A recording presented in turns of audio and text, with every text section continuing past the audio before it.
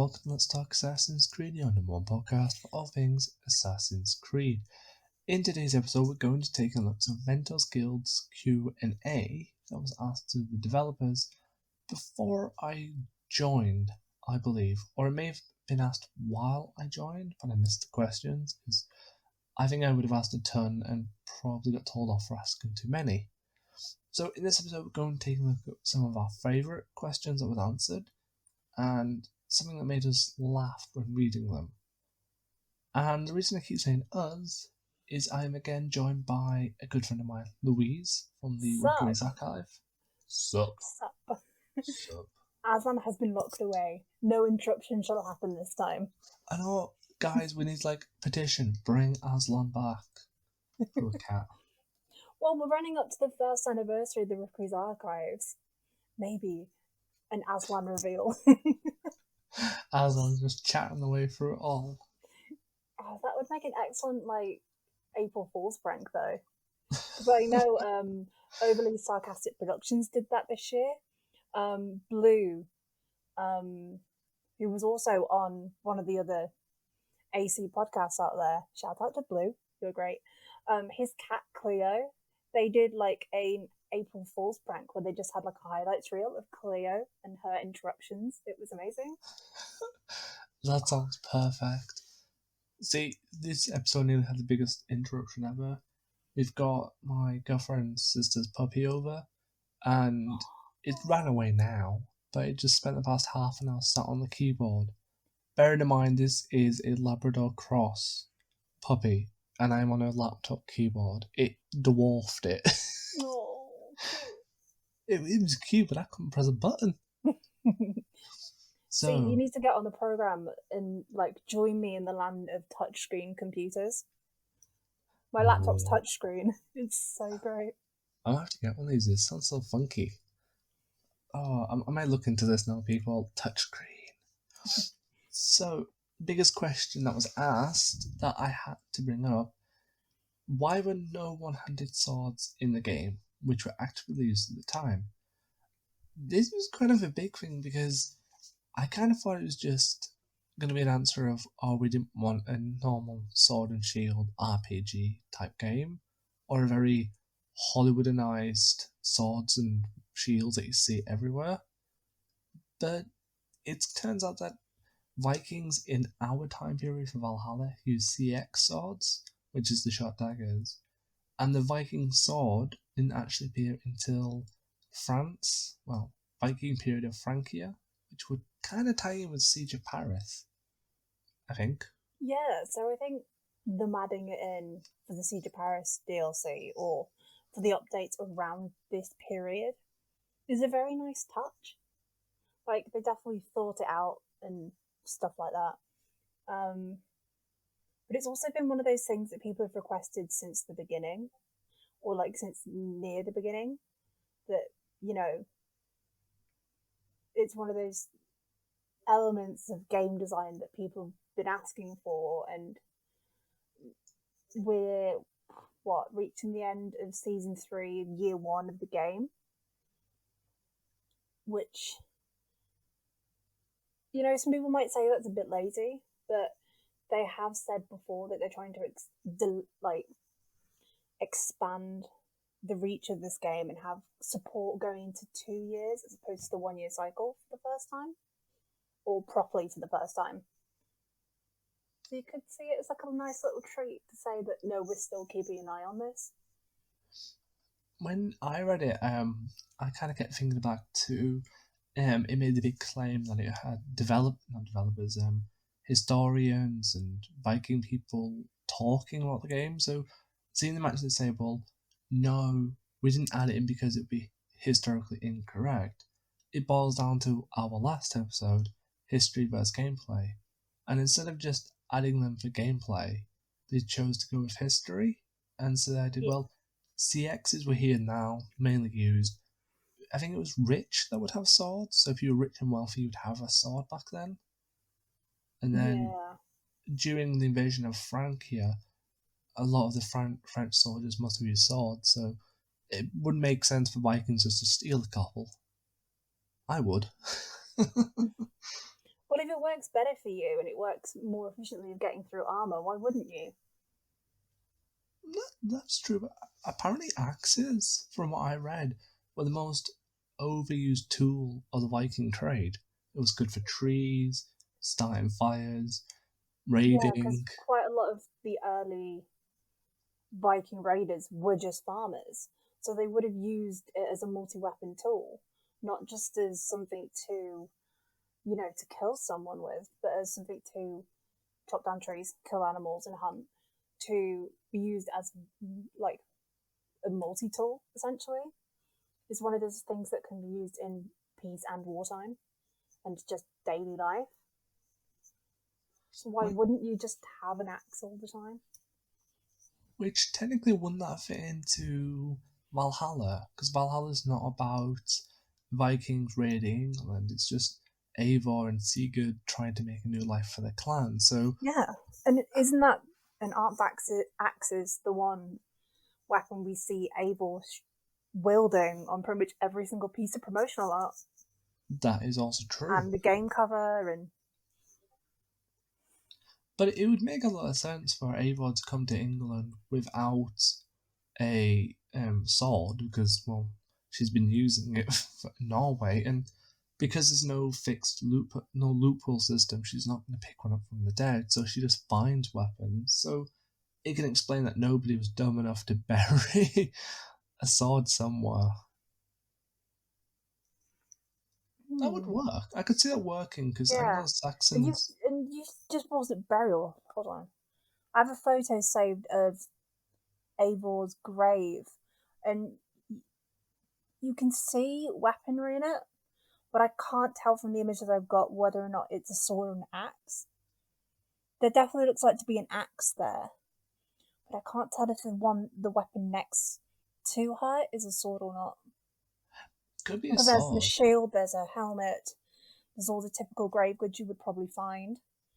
Like it's a proper like shield maiden burial. I've been looking up stuff like Archaea gaming wise, but it looks very much like a Viking burial. But on the left is definitely an axe, but I can't tell if that's a sword. Which, like, A, I want to know. a sword may fit in because then you could technically judge by the leak that year 3 Eivor ages.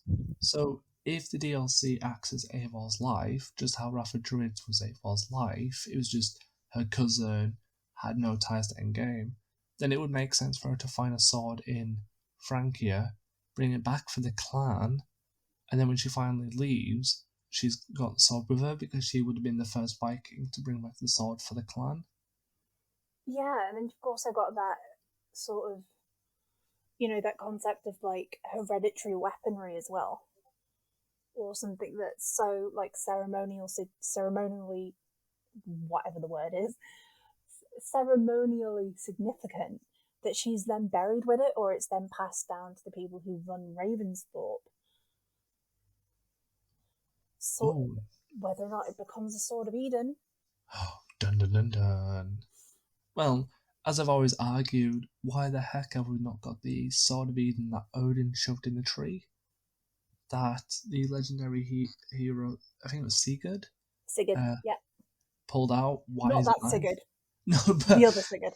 why isn't that in Valhalla? Not to be rude, that makes more sense than Excalibur. But I could get in trouble for saying that. So why don't we slowly move on before people say I'm wrong? um. So the bigger one that I think we did discuss before we did the show is: are you planning to add a story creator mode, just like Odyssey?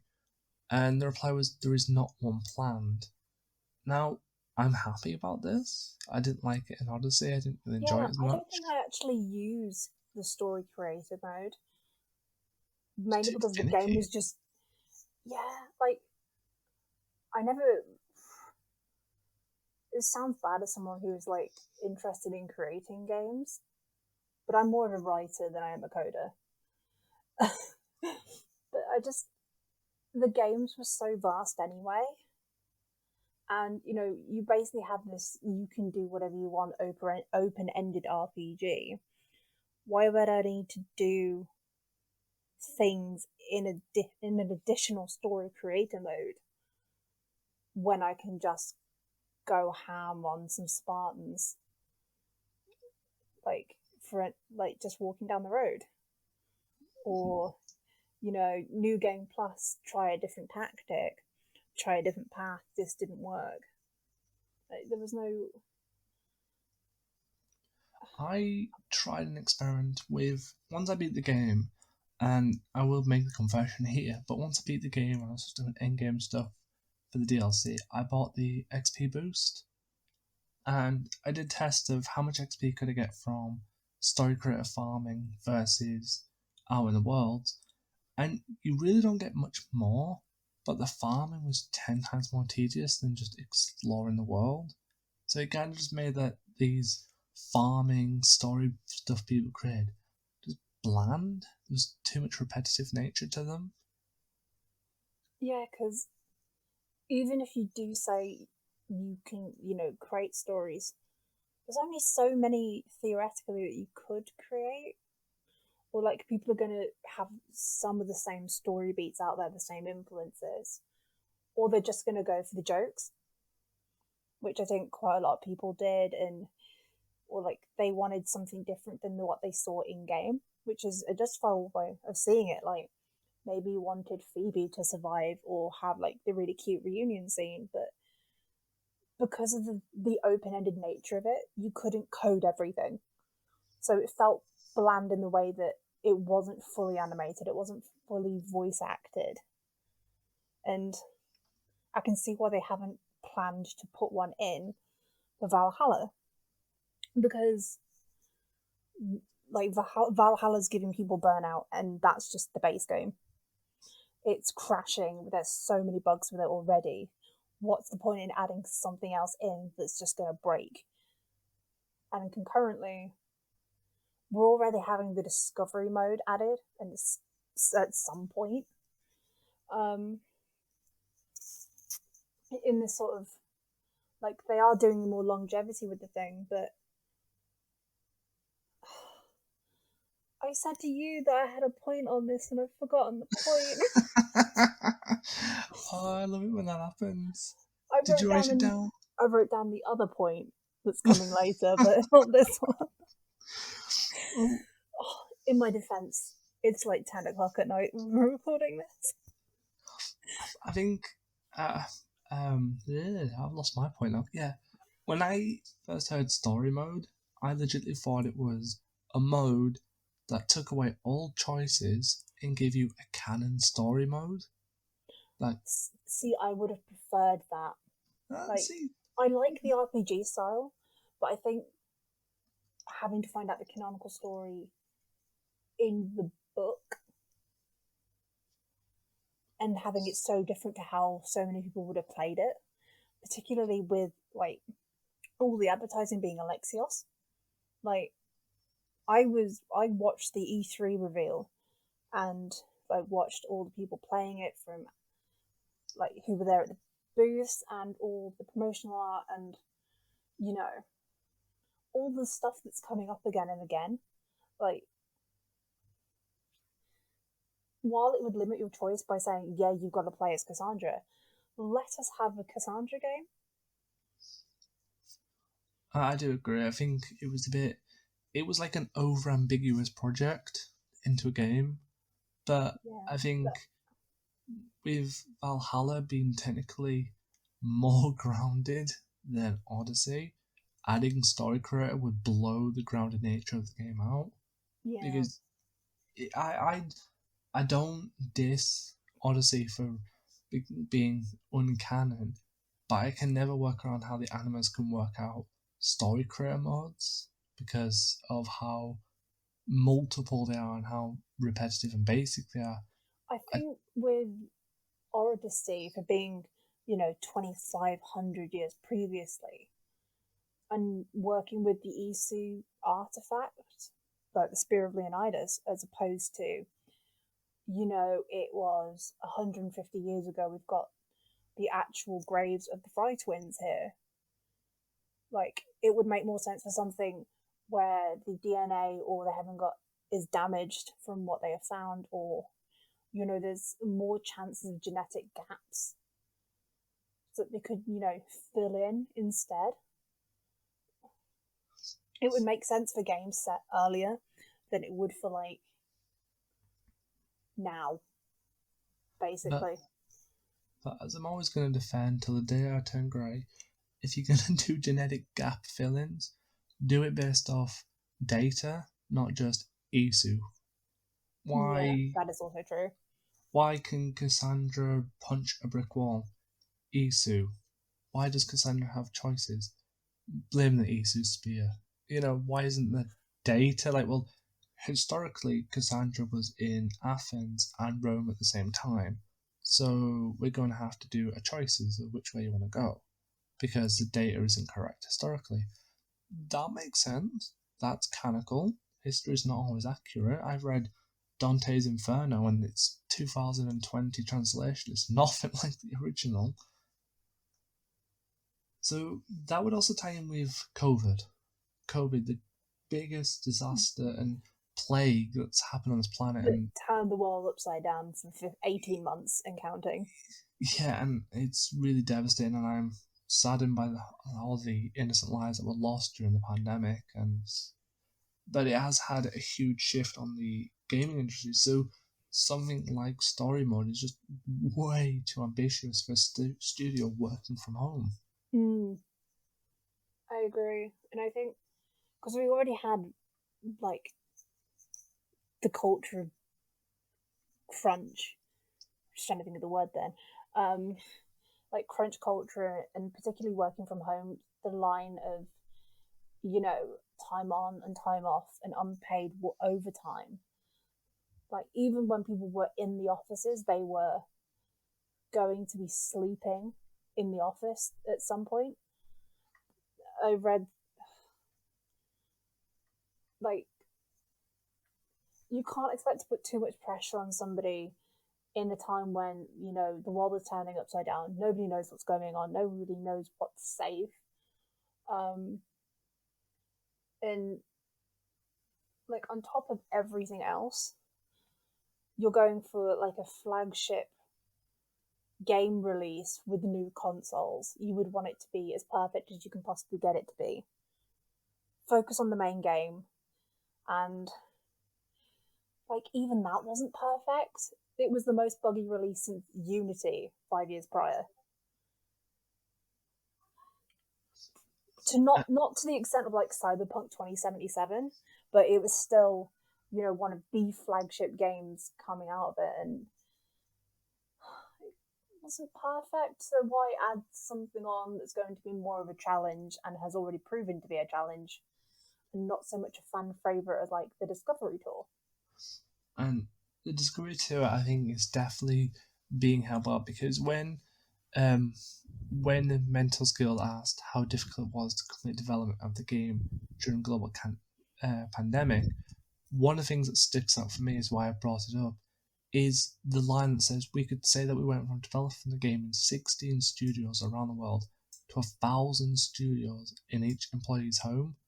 And this just shows how bugs can crop up really easily, and with Discovery Tour being so ambitious, you can't just turn to your next desk and say, hey buddy, can you run this check for the AI? You'll have to email, let's call him Fred, who's, let's say, in London, that's where his home is. And if Fred doesn't get the email till 10 o'clock and you did all this work at 8 o'clock, that 2 hour delay to get an AI bug fix is really damaging in the future. Yeah, everything takes 3 times longer, and things may get overlooked. And it's, again, in that terms of, we have this release date of November 9th, Yeah, early November. And, like, if it's not out by then, well, it's going to be out by then. So it has to be out, it has to be ready. um, Unfortunately, they may have to just cut stuff for time, but which is why we've seen so many hot fixes later on, I guess. But like, they've done such some like an amazing job getting it out and getting it done, and not having to push it back and back and back. Like, it got out in November. Well, That alone should be like praised. it, I do praise him because they did say in the same question statement that the game was already advanced when lockdown started. So all that really happened when it went to pandemic was closed tasks, polishing, and debugging. And I think that's what kind of hit the big problem. They didn't need to delay it because it was finished. They were just debugging it. And as you mentioned with hot fixes and free time delay, you could have 10 people watching one screen to find a bug, but 10 people watching the same game find a different email. I've done it before with my blooming dyslexia. When you type something and you misspell it, it can be interpreted as something wrong. So someone could say, a, point out a bug, but they could word it wrong, if that makes sense. Yeah, I think it makes sense.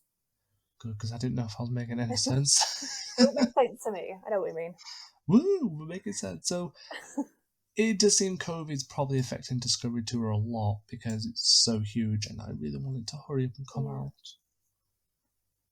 Quick question, off topic. Mm-hmm. Discovery 2 and Odyssey and Origins let us play as characters. Any character. Would you like to see some What NPCs would you like to see added? Oh. Um, Roster and Baron. I want Abel's parents. That'd be good. I think purely for the fact that some of the Discovery tours might be focusing on the home or family, and in a very bittersweet way, you could put them back in their original home where the opening cinematic was, and I think that'd be quite sweet in a sort of this is what you're learning about what they could have had type thing. Um, I would like Ranvi because I love Ranvi. Um, we're definitely probably going to get some of the fictional, not fictional, mythological figures. So those from the myth world will probably appear. I can't remember if they. I don't know if they've confirmed anything about the myth worlds being in the Discovery tour yet. But they Just will. Asgard is in the promotional material. Oh yes, that's it.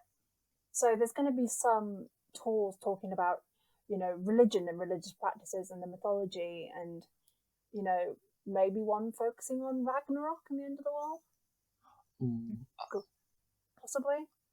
When you take abs- into account things that we've had in the previous ones, like mummification and religious festivals. I'm just now dreaming the possibilities of having ACO wandering around England taking photos. This is maybe we could do like a whole Instagram story of an ACO that gets kicked out of Jotunheim and just wanders through England. I'm pretty sure that's one of the Percy Jackson books. Pretty sure one of the Apollo books is him basically doing that. Well, I might recreate it. Just one ACO starts in London. How did I wake up here? And just wanders through all of England undisturbed. The Hangover, but with the Isu. That'll be perfect. To be honest, I've said it tons, and everyone shot me down saying it's not possible. But I want the children of Danu, just because I think they look so cool. Yes. Oh, Kiara. Yes. But the biggest one because the character model's in the game. I repeat, the character model is in the game. Ubisoft werewolf. Just hear me out. Just think about how much photo mode you could turn Assassin's Creed from a Assassin's Creed into a horror. Just To be fair, they do have Springfield Jack. They do see, have, Medusa, and they do have Minotaurs. Why not? you can't tell me we're not making for an interesting photo mode just to climb on top of Ravenfall on a full moon as a werewolf, just snap that, or just hyphen paying no attention and just standing outside as a werewolf. Oh, that's a very good point. That is a very good point. I want See, Hytham to lead some of the Discovery tours. that'd be nice. I think just let the poor boy have something that's not in the Ravensthorpe Bureau, please. But as long as he has some sarcastic lines about how he's not actually didn't become an assassin for this, didn't become an assassin to be a tour guide, didn't do all that training to lead you around England. I'm not from here. Apparently, this building was made in 1800. How do I know? I wasn't born. Just Sarky hyphen. That's what we need, Sarky hyphen, while they're on Discovery Tour. I think it'd be more like Henry Green though, and sort of the like, okay, this is happening. Just going to accept this and move on. Avor is chaos enough, but this is happening.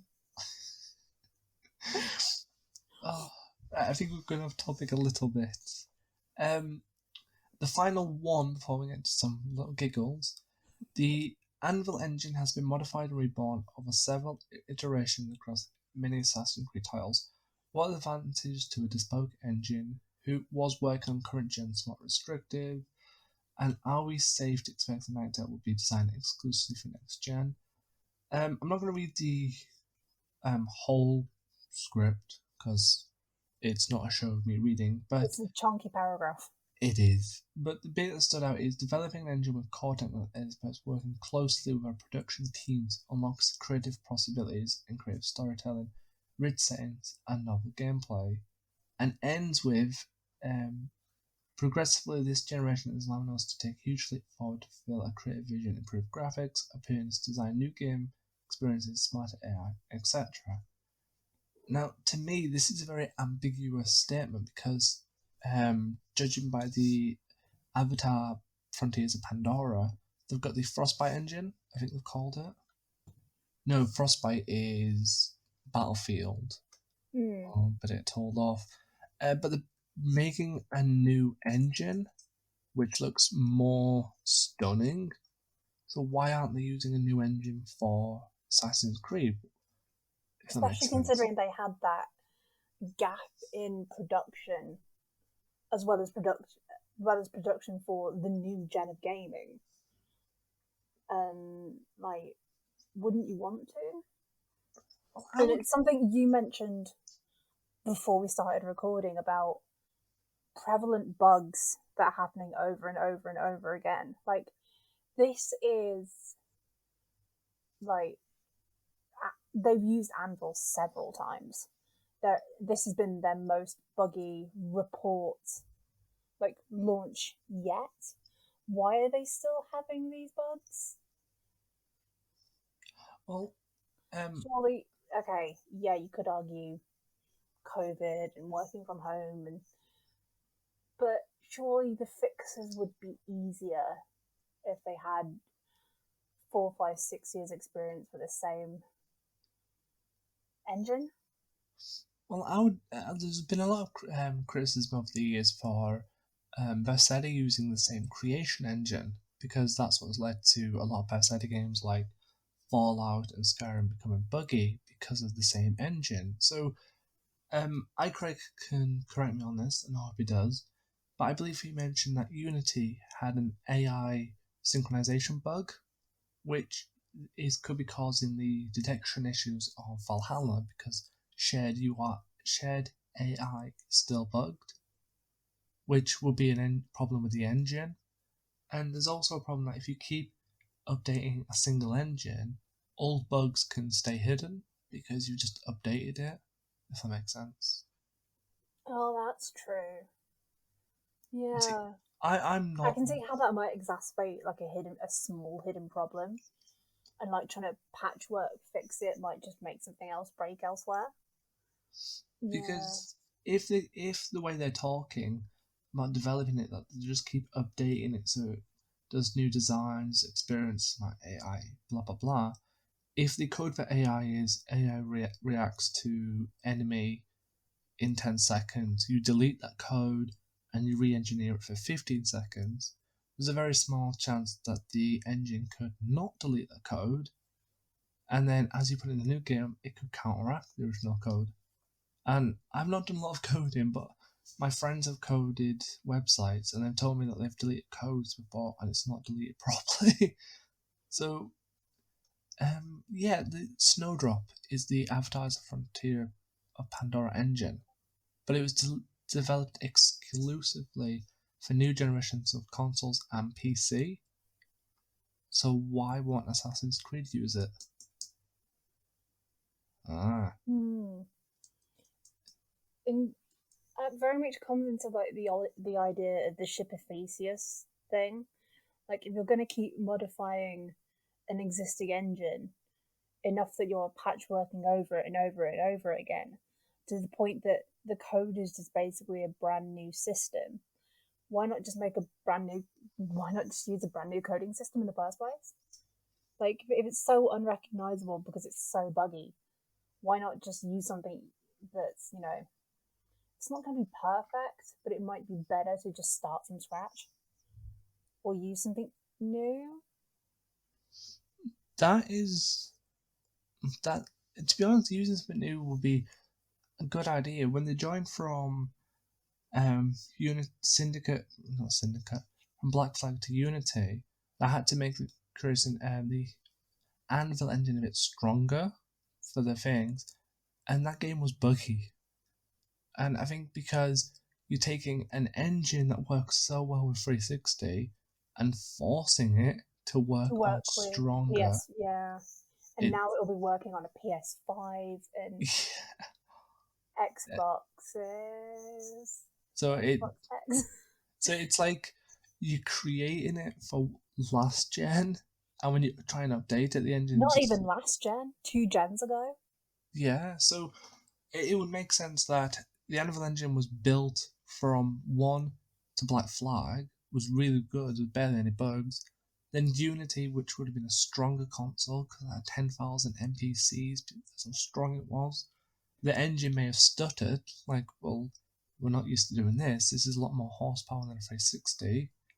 Leveled out with Unity, leveled out with Origins, Odyssey, then Valhalla, you're pushing it to do SSDs systems now, so you read 10 times faster, you can process more data. The engine is just going to go, I've had enough. Especially when you want games that are going to be bigger and bigger and bigger and more seamless, and instead of loading the entire map at once, loading segments all the time. No wonder the games keep crashing. No wonder there are bugs every now and then. This is an Like engine that started in 2007. yeah, Jesus. that's as long as the franchise has existed at this point. Like, I think we need a new engine. yeah, maybe. I think, well, before we jump onto some clever little funny things, I believe Avatar Frontiers of Pandora. I think releases before. Um, when is it? I think it releases before AC Infinity is rumored. So 2022, yeah. And AC Infinity is rumored to be 2024.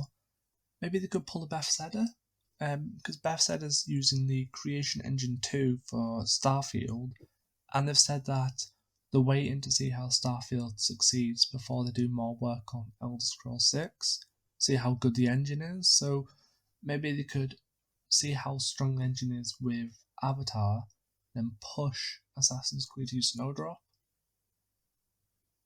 Mm, That would be that clever. could work. I'm not a game developer. I could be making half this up, people. So who wants a giggle? Let's load up these I'm raising my spoilers. hand, but you can't see. So these are going to be spoilers, people. So I'm going to give you 5 seconds to turn off and run No away from spoilers. spoilers. No spoilers.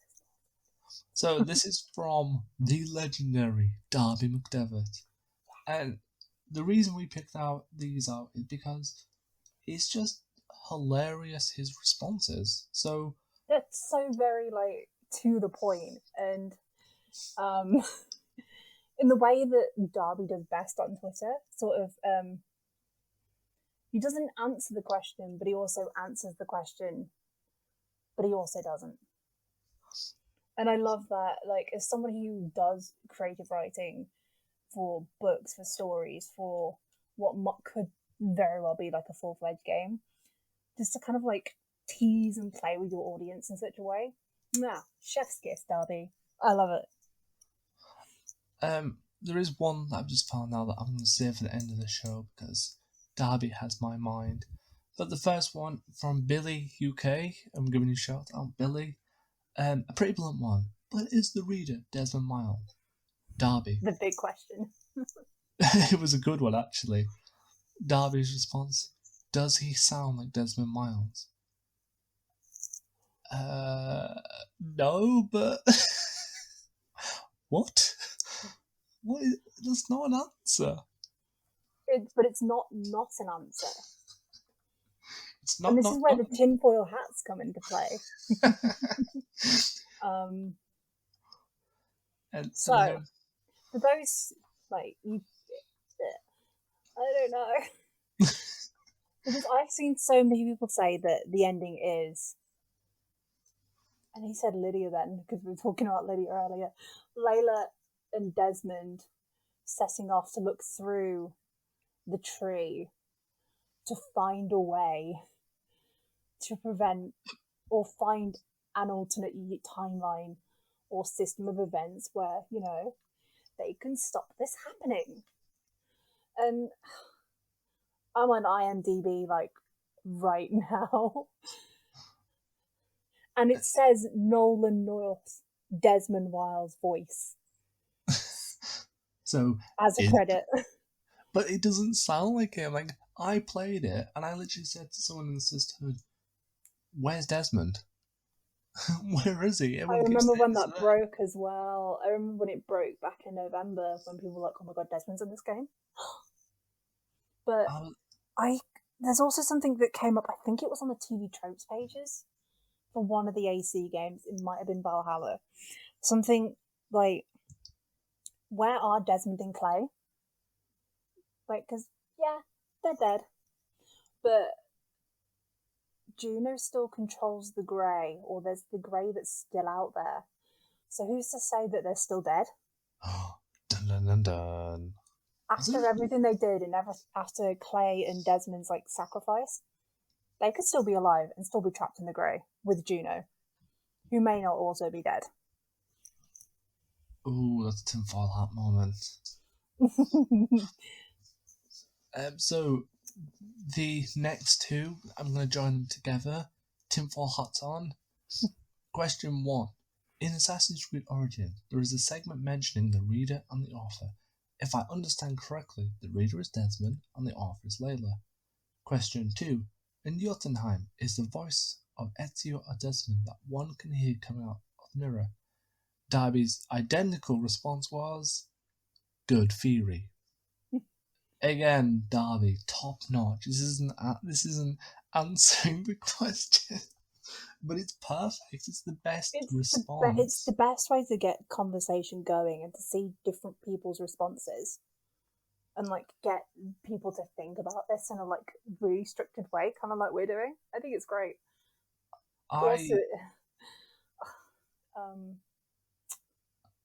I read that and I was like, I'm impressed. I'm glad he didn't say yes or no. Yeah, it's like, you could tell us, but why tell us? But I'm not going to. Yeah, I like to know that. I like to believe that the reader is Clay, not Desmond. Because Clay's the one who spent the most time in the Animus. You know, he knew the Animus Island. Yeah, and he did all of that stuff with all of the code breaking and all the secrets earlier on, particularly in the Desmond arc. Not in the Desmond arc, the Ezio arc. Like, why wouldn't he? I get what you're saying. And to be honest, and shoot me people if you want, but in one of the other questions, I'm not going to read out, I'm just going to read the answer. Darby said, it is hard to say, but we intend this game to feel like a capper to both Layla's story in some sense, wrap up some lingering questions from the Desmond era. The biggest question from the Desmond era was always, what happened to Clay? After he told Desmond to leave, what happened? The Animus Island collapsed, but what happened to his conscience? Scheduled for deletion. To be honest, well, at least that's what we were presented with, the idea that, you know, he was just wiped from the Animus. But the grey isn't the Animus. Exactly, and to be honest, it makes We more don't know sense for where the me. Reader and Layla have gone from the end of Valhalla, which brings me on to my point. It's the point that I wrote down just before we started Woo! recording. You know the Capitoline Triad of Yes, Juno, Jupiter, and Minerva? that mod. You've got three characters. You've got Clay, Desmond, and Layla. Okay, it's two men and a woman this time. It's supposed to be two women and a man. But there could be some way that they fill the same roles. Or if it's not Clay, then Desmond, Layla, and Basim. Ooh. Filling in like those three roles of being, I don't know. It's a good idea. Maybe, what if, um, and I've been arguing it for a while and people keep telling me to shut up, but what if Layla, the reader, who I'm going to say is Clay or Desmond, and someone else, maybe the next protagonist, can all be reincarnated as the capital triad through the instruments of the first will? Because Layla's conscience was the only thing that was uploaded to the Animus, not her body. Her body's still attached to the Yggdrasil. Desmond's body was taken by the Templars, and it could still be preserved. Yeah, they probably have DNA samples still. And if the Instruments Festival could clone Juno's body, And successfully bring her back, even if for a brief period, like we saw in the comics. do you know how many? With the Shroud of Eden. Do you know how many people would just literally stomp on the floor if it was like an end scene, the Capital Triad come back, and it's just Layla making some comment as Juno, Desmond coming making some comment about being sad. Well, Valhalla kind of presented us with the first group of sages who weren't Aita. That's It could true. be possible that they,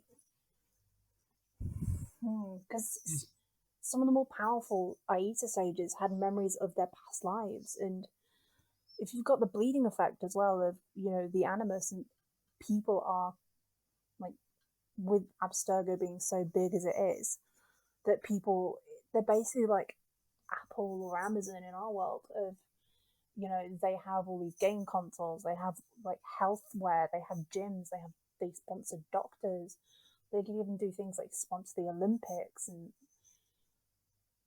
they have it everywhere. Everyone could just be susceptible to some point of bleeding effect that could exacerbate that, and Tim's told you this was going to put tinfoil the hats on. fanfic writer hat's coming on. So before we wrap up, I have kind of lost it. No, Billy UK added this, and Darby's answer is actually what I've been trying to argue with Assassin's Creed Infinity and beforehand. He asked, with Lena now the reader, does this mean we'll get to see some alternative storylines for AC Universe in other games? For instance, one where Desmond doesn't die, one where Haytham stays with Connor's mum and raised him as a Templar, or one where Ezio's family never died. These would be cool to explore. Billy, yes, I want them explored. There is still only one timeline in Assassin's Creed so far. The time that Layla and the reader are studying would just be projections or simulations. They are not real, though someone could use the Yggdrasil device to explore them, but I believe there should only be one real Assassin's Creed storyline. We derive so much from actual history, it would be shame to completely bend in our shape. This Derby is where my mind's at. Assassin's Creed should only have one true timeline, it's history. That's it. Darby said something similar on Twitter, didn't he? When people are asking what's the true canonical ending for Valhalla, like where the Sigurd stays in Ravensthorpe or not, or just goes back to Norway. And he said something on the line of everything is canon in its own. Everything is canon in its own universe. And so that's we're what all so in sort of like a meta way, that's what we're already doing. Yeah, And Which didn't Odyssey introduce that with the Fate multiple of endings. Atlantis? Yeah, actually, yes. Sorry for cutting you off there. So yeah, so technically, as I've been trying to argue from my point of view, don't change history, don't bother, just do that. But alternative timelines could still be Assassin's Creed games. They don't have to be Desmond Lives an Assassin's Creed story. They could just still be Assassin's Creed Simulation 26. You know what I mean? You could just call them Assassin's Creed simulations. Mm. Or Because, like, the Helix servers that we saw at the beginning of Unity, which I think you brought up before, and I think a load of people have brought up as like a potential way of presenting Ubisoft and AC Infinity. yeah, Um, but having it as with the small little monikers as well, like Fear and Loathing in Florence and things like that, but having it with the alternate, because, and I'll say this more at some point, I think I mentioned it on some Discord server, the idea that you're having it as alternate perspective on events we've already covered. So you're watching the Siege of Monteregione from Cesare's perspective, or you are going through the games as Aya, or you play through the events of AC Underworld, which is the novel of pretty much Henry's early life as an assassin, and then a bit about his romance with Evie during the game of Syndicate from his perspective. It gives you the ability to go over things we've already covered in the games from a different perspective, or from an alternate universe. that would work really well. And as I've argued months ago with a few fans that on a Facebook page I was not allowed to join with because my opinions are very bad. We already know, looking at the Chronicles series and Rebellion, that Assassin's Creed is like a Far Cry type name placement. It's not always the story may be canon in the universe, but they're not always following each other because Yeah. Assassin's Creed Rebellion is a gacha game, and there's no way that would fit in historically accuracy. You know, I don't think you could bring Alexios or Eivor into or Cassandra into the Spanish Inquisition that it's set Well, you could do. through They Helix. are. Well, Cassandra's immortal. Okay, let's not go with Cassandra. She's cheating. She's immortal. All right, let's look at like Eivor. You couldn't really bring Eivor into it. You could, from the perspective, it's a gacha game, but You could, however, bring Ezio into the Spanish Inquisition because he was in Spain at that time when it was going on, but it's never yes, addressed in the film. yes, I know that one. But that's a sort of, and then with Chronicles having a really canonical Assassin's Creed story, there's no modern day. And again, Mm, one could argue that an Assassin's Creed game is the modern day watching a memory, whereas Chronicles is more like watching an event. You're not watching someone's memory, you're playing an actual event, if that makes sense. yeah, and it would be nice. It'd be not nice, but it'd be an interesting way to kind of bring that idea that of bloodlines don't matter. The idea that anyone can be an assassin, anyone can wear the mask. To quote Into the Spider Verse, like this anonymous person recruited by Bishop in the Initiates duology, which is Unity and Syndicate, could be any of us. We can be the change that we want to see in the world, and I think that is quite an interesting message to be bringing out, especially in the light of things going on in the gaming industry right now. Yeah. It's quite an interesting one, isn't it? Yeah, I think that's how I'd approach it, of having it of, like, especially considering when we saw Liberation and how they changed the ending for the released product, and then it got hacked and they showed you the real memories of Abilene and the keys, and it would be interesting to bring that sort of thing back again, and And I think it's maybe also having Rebecca and Sean more because I love yes. them. But I think it'd be really interesting if Assassin's Creed stops becoming stops treating Assassin's Creed as there's an X way Assassin's Creed has to be handled. There was that Twitter thread that Odyssey was going to be an Odyssey and Assassin's Creed story, and a lot of people did comment that no, it works as Assassin's Creed Odyssey. That the title shouldn't be changed. It should, if the game features the lore of Assassin's Creed and the canon side, even if it's through simulation, it still should wear the Assassin's Creed title. So if we have a game where Haytham and stays with Connor's moment where Connor's a Templar, that would be an Assassin's Creed simulation. But it would be cool to call it Assassin's Creed American Templar. That would be so cool to Yeah. call it. It would be an Or Assassin's like, Creed game, but it's just a simulation. yeah, and there's so much stuff in the lore that's hinted at, or there's just gaps that it would be quite interesting to go back and see it again. Like Jennifer Scott, we don't know anything. We don't know how what Edward did in those points after he was, pardoned by the first Prime Minister Walpole, and between that point and his death in 1735, we don't know why or how Ethan and Cecily Fry became so, universally infamous. To even the point that they just so famous in their time period. You don't know how Altoi's parents met. We don't know what Bayek and Aya did in their later life. We don't know why Eivor was buried in Vinland.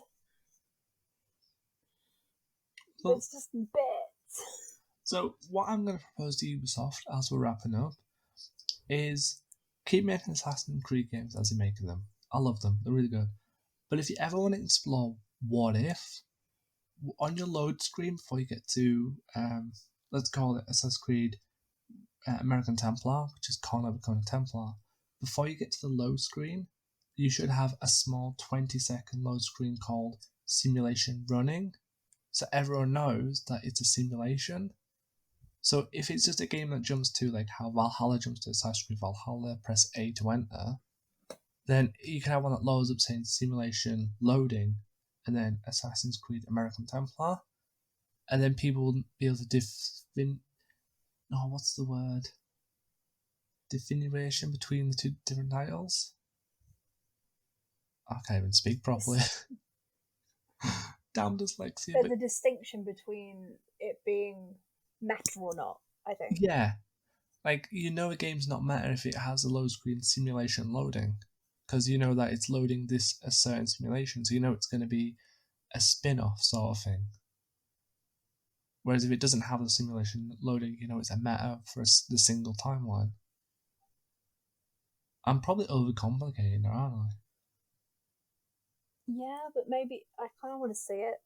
Because they started hinting at that around 2012 to 2015. And I really liked that concept, particularly as someone who jumped into the games at that period where it became a little meta. Like, it was like kind of like a welcome approach to the franchise. It's like, oh, Bishop's recruiting me to help with Arno's memories, and now the twins, and I am an assassin.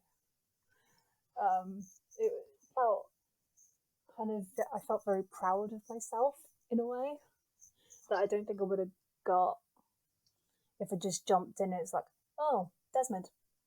I love you, Desmond, but it felt like I'm an assassin, I can make change, and this is what I want to do. Oh, that'd be so cool. I'm just now imagining, I'm going to keep referring to Connor becoming Templar because it's cool, but pressing A It's one to of enter. those big what if things, and particularly with Yeah. some other big industries and industry heavyweights for fan culture doing things like that recently. It's a fun little thing to think about. I think what would just top it off is if, let's say, you load up Assassin's Creed, American Templar, and the first thing you see before you see it, and you've just made me think of it because of Unity's Bishop, is Sean just being like, we've always wondered what would happen if Haytham never left Connor's mum and raised him as a Templar. What would his life be doing? using Rebecca's new Animus tool, and then she makes some quip about it's not a tool. We're going to run a simulation to check what would happen. And then immediately you know at that point it's a simulation of what's going to happen, and then you play through this really cool story. And you could then interject it with modern day quips from Rebecca and Sean without having to leave modern day of how weird this is. Like I remember watching Desmond with Connor fighting the Templars. Now he is one. This is strange. And it would be kind of amusing to see. Plus, we can get more backstory on Bishop because we still don't know anything about her. No, but Bishop could run a And simulation program. Rebecca knows, and she's not telling us. And I want to know. I always thought they killed Bishop. Never. I thought Sean killed Bishop. No. I'm just like dropping. It's last time Hastings, isn't it? Sean Hastings, yeah. I think he did kill Bishop at the end of a syndicate or something. No, Isabella Ardant he killed. Was it Bishop? I don't know. Bishop's still alive. Bishop's still alive. Well, I don't know what happens to these people. They just come and go. And that's the point. There's so many loose threads in this lore, and it's one of the things that I've started doing is just looking back and taking at characters that honestly should have more of a screen time, or like even if it's just like filling in the rest of their information on a codex page or the database. It shouldn't be that difficult to just tie a knot and complete a thread, Oh, now I really want to know what happened to her. And now I really want to write it. Oh, God knows. Maybe Bishop could come back and just be like, these are all the simulations. Sadly, this is all we've got time for tonight. But I hope you have enjoyed some of these Mentors question and answers. We do have a lot more. This was actually, there's 7 pages. It's a huge document. But we were allowed to share them. So if you do want to see more, I do have permission to share them. So I'm sure I can share some more in future episodes. And if you have any thoughts and theories in Assassin's Creed, remember David McDevitt's famous phrase, a good theory. I'm going to love him for that now. A good theory. If you want to get involved in future episodes or you want to join the show, remember to email me at assassinscreedletstalk@gmail.com or hit me out on Twitter, @HCLetsTalk. And you can follow Louise and the Recruit's archives at The Nerdy Archer, but I'll link all that in the description below. And thank you all for coming. Bye.